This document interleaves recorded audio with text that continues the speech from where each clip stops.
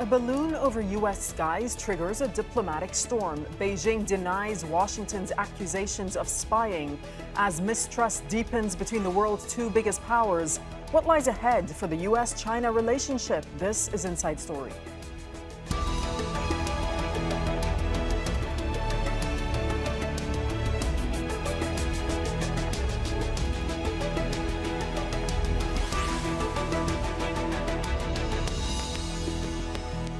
Hello and welcome to the program. I'm Darina Bougaida. China and the United States have been at odds for years now.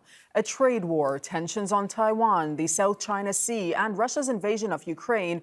The fault lines have widened as Washington scrambles to counter Beijing's rising economic and strategic influence. But this week's appearance of a giant Chinese balloon over the skies of North America is threatening to further destabilize that relationship. Washington says it's being used to spy. In response, it canceled a planned visit by Beijing by Secretary of State Antony Blinken. China maintains that it's a civilian weather balloon that was blown off course. The Pentagon says a second balloon has now been spotted over Latin America. We'll get to our guests in a moment. First, this update from our White House correspondent, Kimberly Halkett. This thing is up in the sky.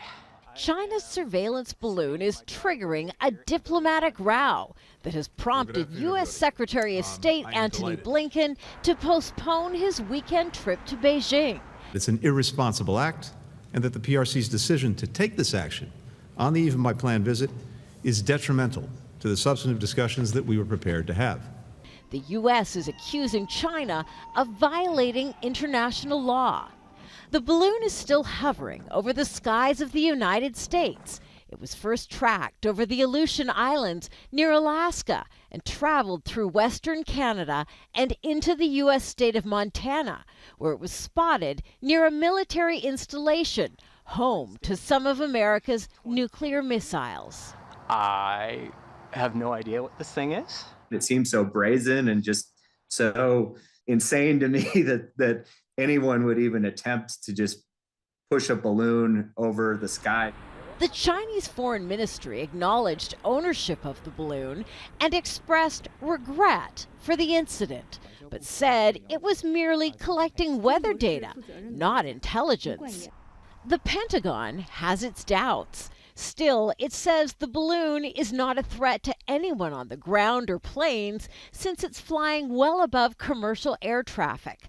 But there are questions about why the Pentagon is allowing the Chinese surveillance balloon to linger. Looking at the potential for debris and the impact on civilians on the ground or property damage. Right now, as I mentioned, we assess that it does not pose a risk to people on the ground as it currently is traversing the continental United States.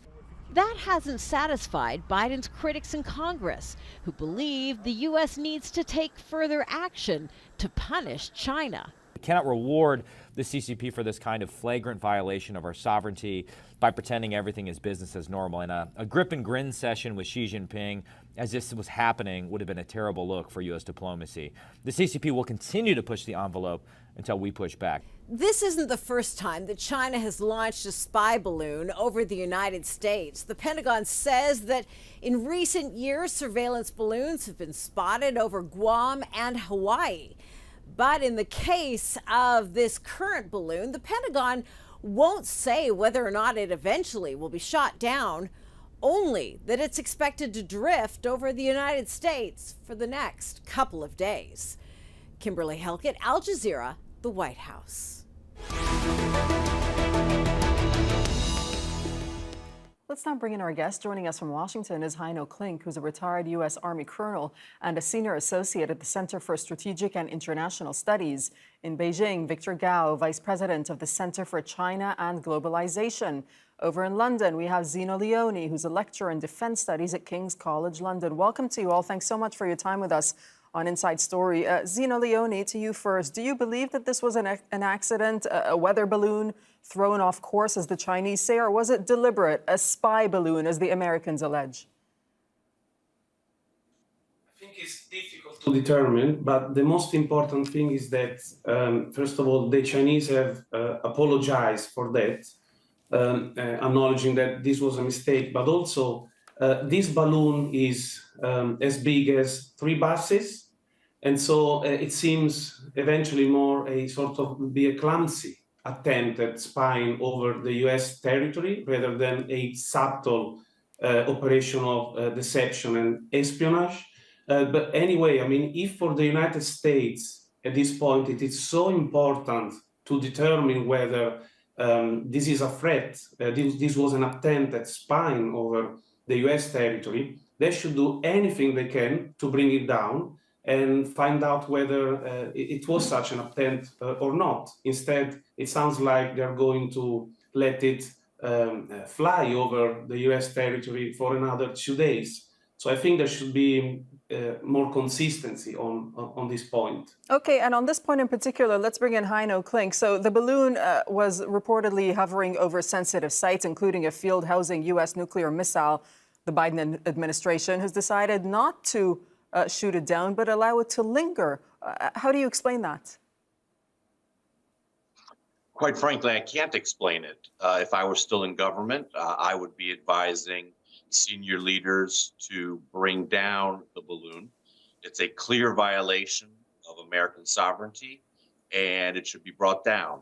Let me just state as well that doesn't necessarily mean it needs to be shot down. There are other ways of being able to bring the balloon safely down. So my policy recommendations would be to bring the balloon down.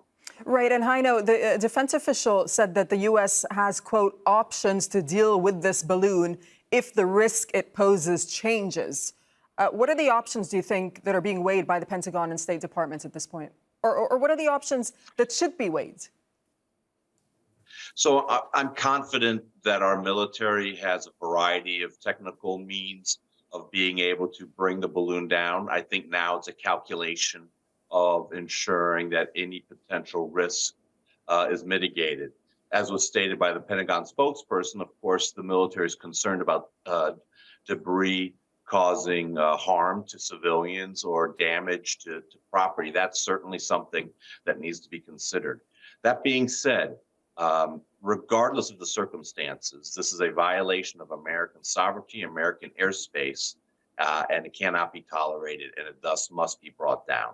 Victor Gao from Beijing, the fact that the Chinese issued a statement of regret, is that unusual to you? No, I think the Chinese government is just being honest and being straightforward. China said it's a mistake. It's the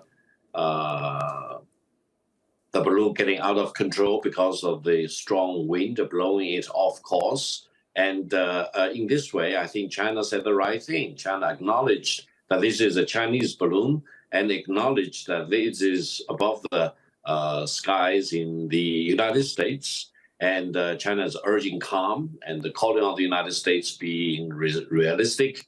And I hope the United States will go along with China in getting this episode, unfortunate as it is, behind us.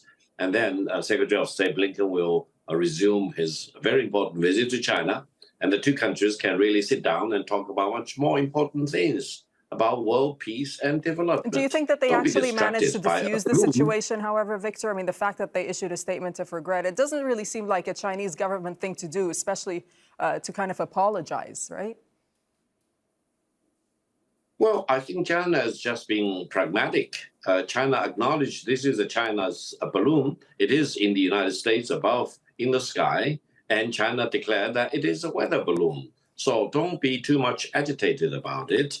And China and the United States need to figure out a way to put this whole episode behind us. On the other hand, allow me to emphasize one point. It also illustrates that the world is only one world and the whole atmosphere is only one atmosphere. And if China launches a balloon, it may soon get to the United States. And this is the fact we are facing with. Therefore, the philosophical point is more important than the balloon. Let's bring in And the philosophical point is Heino, China and the United States need to get along with each other. Heino, go ahead. I know you want to respond. Well, besides philosophy, let's talk about reality. Within the last 12 months, Chinese military has consistently, unprofessionally, and dangerously intercepted a variety of foreign military aircraft in international airspace, including some involved in the enforcement of United Nations sanctions that the People's Republic of China had actually voted for. They've shot a laser from one of their ships at an Australian aircraft, also in international airspace. So, and your reporting even documented that there are other balloons that are currently in flight, and apparently there have been other balloons that have entered American airspace over Guam and Hawaii. So this is not an isolated incident. This is not just a mistake. And I think trying to portray it as just an unfortunate incident tries to cover up the malign intent, again, of the Chinese Communist regime. Let's bring in Zeno from London on that point, because, using balloons as spy platforms goes back, in fact, to the early days of the Cold War. And, China uses them, the United States uses them as well. I suppose what's different here is that the Chinese didn't think that they'd get caught, right? Well, I disagree on this point, because how could they think that they were not going to get caught? I mean, people could see this balloon. So if this is an attempt of espionage, I find it very, very bizarre, especially taking into account that China, although from a military point of view, it remains behind the United States in many ways. They're really thriving to invest and to get a really top technology when it comes to intelligence, cyber power, and also traditional military power. So it's eventually it's a very clumsy attempt. And going back to contribute to the discussion between my esteemed colleagues of a few seconds ago, I think on the one hand, the Chinese elites and military, they need to be extremely careful at this time of delicate US-China relations. They need to avoid any ambiguous actions. On the other hand, the US needs to be careful not to release this sort of statements until it has the right evidence. And we've seen something similar almost 1 year ago when a US official from the US was arguing that China was selling weapons to Russia. It turned out to be a fake news at that specific moment. So we need more evidence before releasing this sort of statements. And this is absolutely important if this relationship has to be maintained on a more manageable and pragmatic level of interactions. We're going to get into the relationship in a moment and what the future holds, in fact, for the relationship. But Victor Gao, there are reports, I'm sure you've heard, that reportedly a second balloon has been spotted over Latin America. Can you tell us any more information on that? And what do you think China is trying to accomplish now having reportedly two balloons in the hemisphere? First of all, it is true that the Chinese government has already acknowledged that the balloon above in the sky in the United States is China's balloon.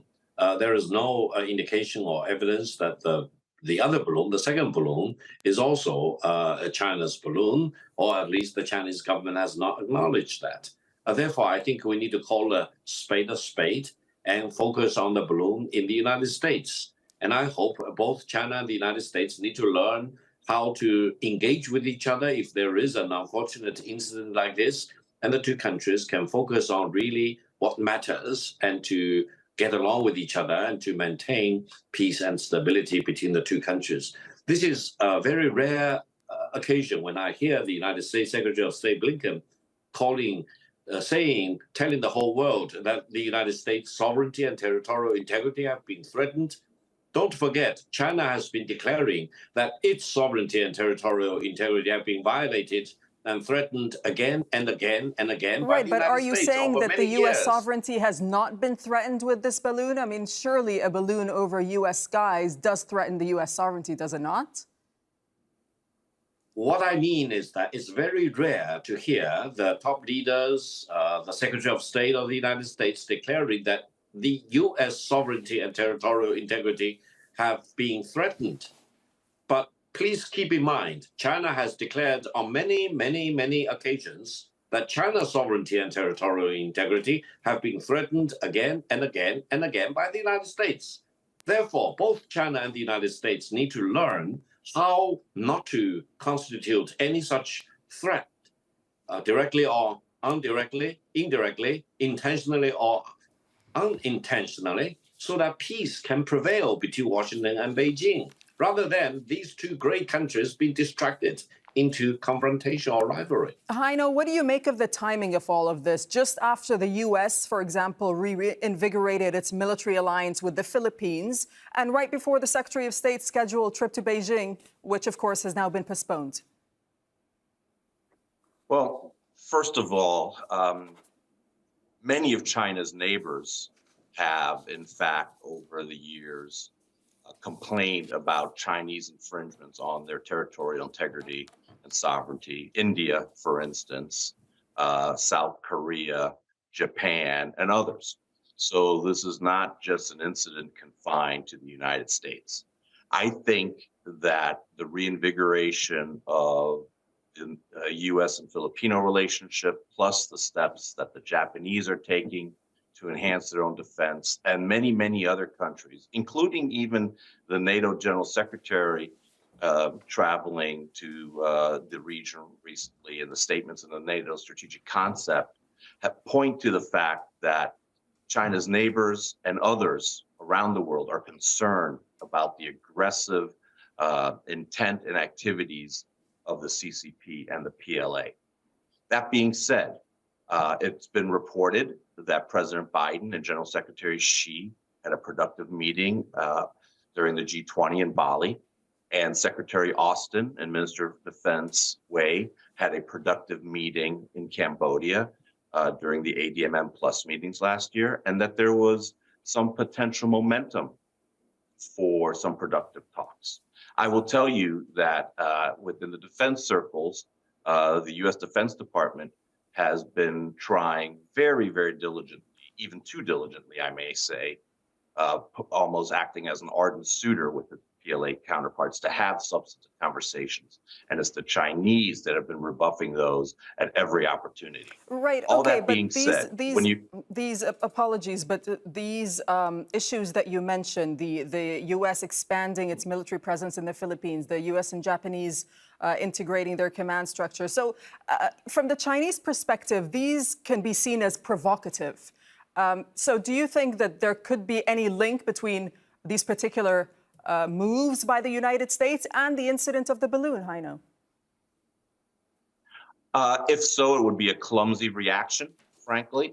But again, I would say that what the United States and its partners and allies in the region and globally are doing are a reaction to what the Chinese have been doing over the last many years, infringing upon sovereignty of many countries, as well as, continuing the pervasive military pressure on Taiwan at unprecedented levels. Okay, let's bring in Zeno. I know you want to respond to this. Well, first of all, I just wanted to say that if we really needed to speculate about the timing of the balloon, there have been just some discussions around the fact that Xi Jinping was under pressure from nationalist constituencies about Blinken's visit on the 5th and 6th of February. So eventually we might see a relationship between the balloon and those sort of protests or those sorts of demands, if we really want to. But I think, broadly speaking, China is very concerned with what now has become clear, the project of a global NATO. This is now on Stoltenberg's agenda. And that's why he went to the Republic of Korea. He went to the Republic of Korea to sell the project of global NATO, to make the point that what happens in Europe in terms of security challenges, it matters also for Asia.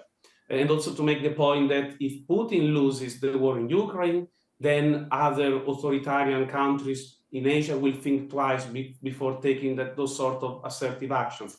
China has said that since 2019, they see this sort of development as encirclement. And so this really brings us back to a sort of Cold War dynamic. Right. Victor, we also heard from the Biden administration, this was in 2022, in fact, unveiling the defense strategy, saying China is the greatest danger to American security and calling for an urgent concerted effort to build military capabilities to deter Beijing in the decades to come. Does this threaten China? First of all, if there is any irony in the world, nothing can be greater than this irony uttered by the US President Biden. When the United States calls China as a threat, you need to ask one very important question. How and what does China threaten the United States of? After all, the United States is the strongest military power in the world. Why should the United States be afraid and fear China? Does China occupy any inch of land of foreign countries? Absolutely not. China has been peaceful for all these years, and China does not have any occupied land. Heino, I'd like you to respond to what we just heard from Victor in Beijing, and also tell me how you see the relationship going forward between the United States and China, because a lot of people would describe it at an all-time low, in fact. So I would respond with respect to the questions of territorial claims that China has territorial disputes with most of its neighbors. All you have to do is look at the South China Sea, for instance. But on the bilateral U.S.-China relationship, it is definitely at a very, very low point. I think coming out of COVID and looking at China's policy implementation, draconian policy implementations in places like Hong Kong, and its very pervasive and oppressive daily military incursions into the Taiwanese air defense identification zones and other activities globally, for instance, using economic coercion against countries all over the globe.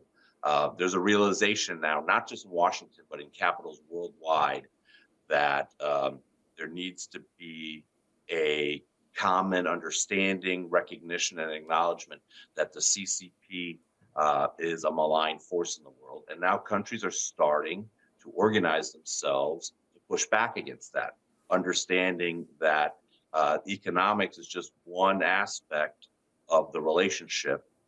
So you see greater tendencies all over the world to try to build a resilient approach to the relationship with China. The United States is no different.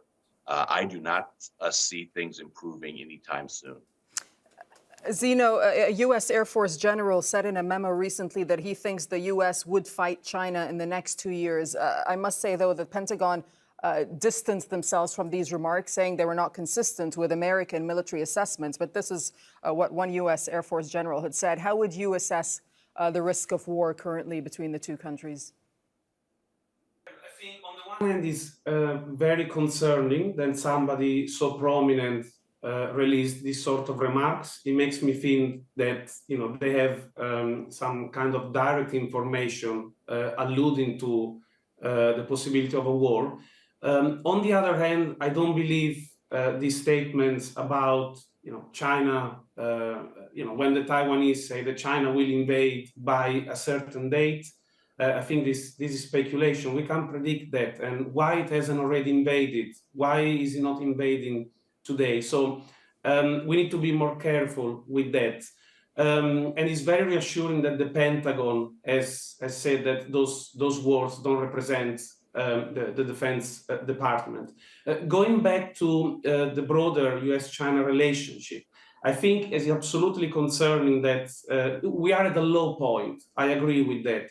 However, if we put it in an historical perspective, we see that since 1972, and so since when Nixon and Mao met and the rapprochement started, there have been a lot of ups and downs, managed with pragmatism during the Cold War, managed through economic cooperation after the Cold Wars. And I think that the way forward will be a sort of new type of Cold War characterized by security, military frictions on the one hand, and continuing deep economic cooperation on the other hand.